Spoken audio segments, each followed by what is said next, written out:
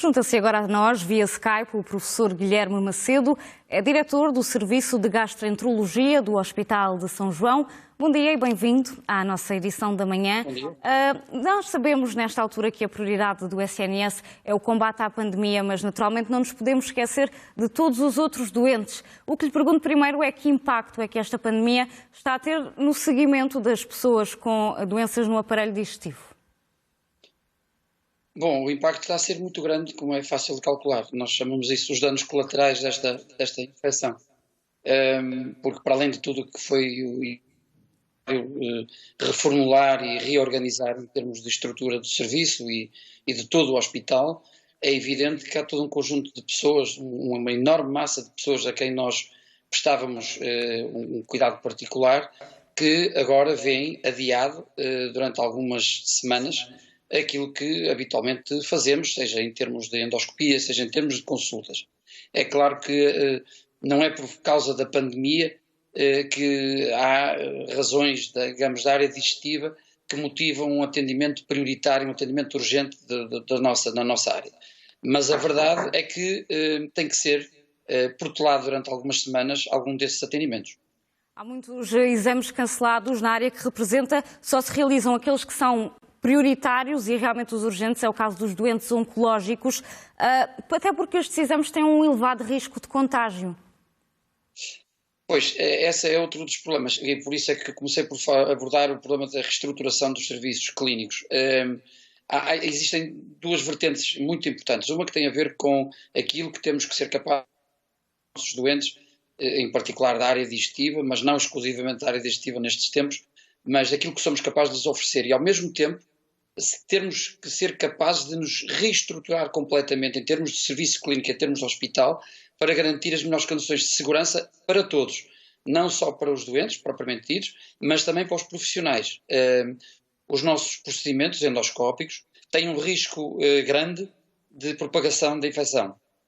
Estou a falar essencialmente do contágio direto, por aquilo que são os aerossóis, por exemplo, produzidos numa simples endoscopia alta, mas por tudo aquilo que isso pode representar de inóculo e de infecção e de propagação da infecção entre os profissionais de saúde.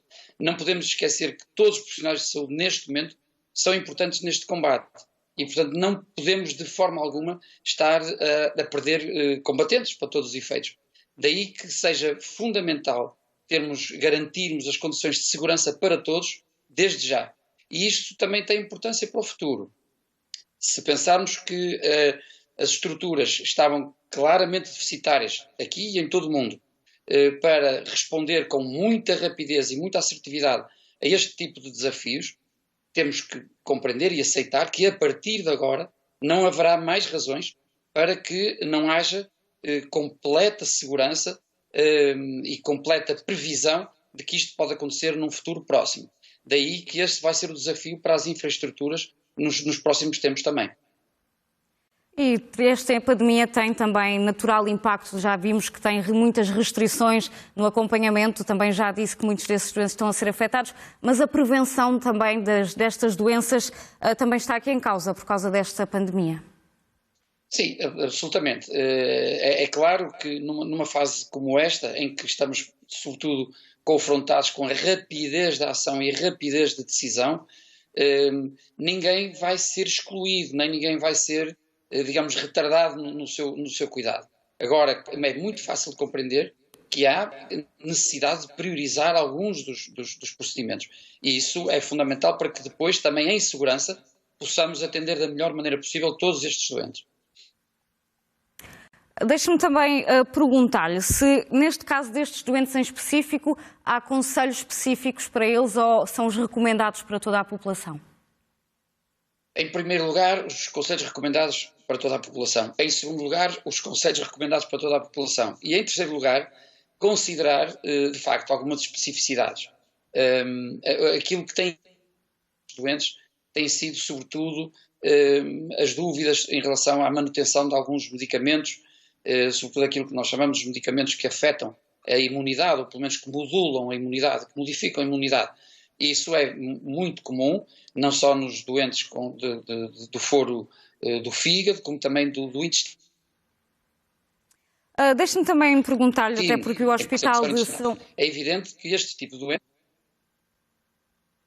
Pode concluir o seu raciocínio. Eu tinha perdido o contacto consigo e então, entretanto, ia colocar-lhe outra pergunta, mas estávamos a falar das condicionantes e dos conselhos para estes doentes.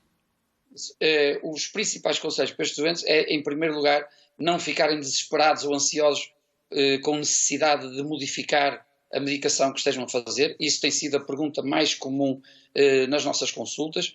Em segundo lugar, também compreender que a estratégia de acompanhamento, na maior parte das vezes, consegue aguentar ou esperar um pouco, algumas semanas, para que possamos depois corrigir e de alguma forma, adaptar aquilo que é a medicação habitual e, portanto, não há nenhuma, nenhum receio adicional em relação a isto.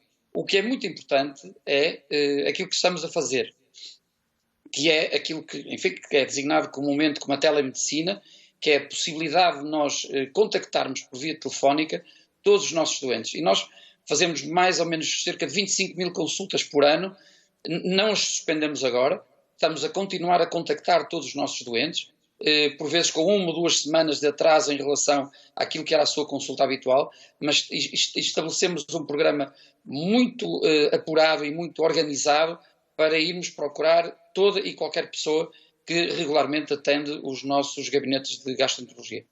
Ninguém ficará certamente esquecido. Deixe-me só terminar e agora sim por lhe fazer outra pergunta. É que o Hospital de São João tem sido um dos de referência desde o início desta pandemia.